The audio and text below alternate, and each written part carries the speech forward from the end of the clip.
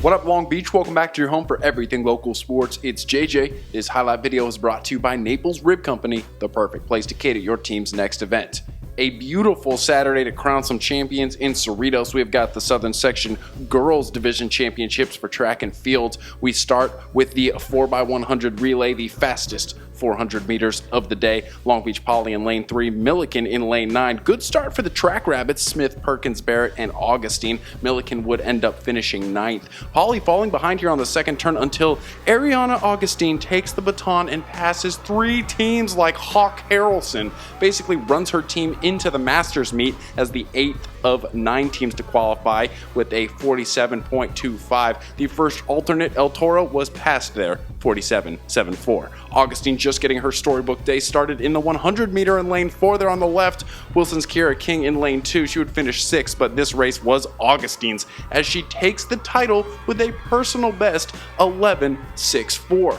She said she was shocked by the win as she celebrates here. Nothing new for a Poly sophomore, but maybe it could be, because the day's not done for the sophomore sensation, who goes for the double in the 200 meter, and she still looks strong, taking the lead and does not lose it. According to Poly coaches, she is the first and only sophomore in school history to double in the sprints at the Southern Section Championships, a 24-24, as King finishes 4th for Wilson, but it is a double A rating for Augustine, who shows the pain there of the races. But yeah, I think the medals will make her feel a little bit better.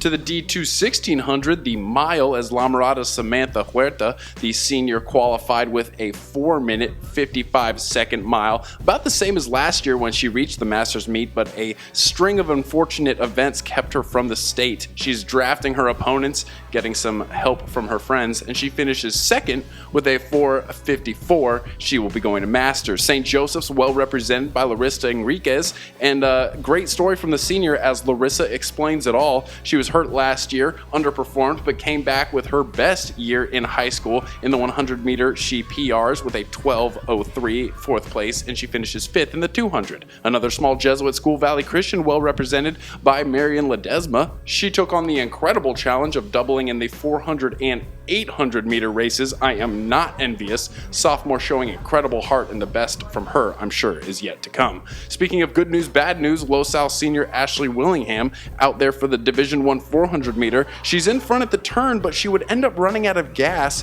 even though the Willingham was strong. She would finish 3rd. That's the bad news. Good news is she qualifies for Masters. A great day for the Griffiths. On to the D1 team competition that really came down to the 800 meter race, with 3 Poly girls trying to steal points from Great Oak, the best distance team out there. It did not go as planned, and that's an understatement. Scott, Tanaka, and Rosales go 5th, 7th, and 9th, and Great Oak goes on to win the team title.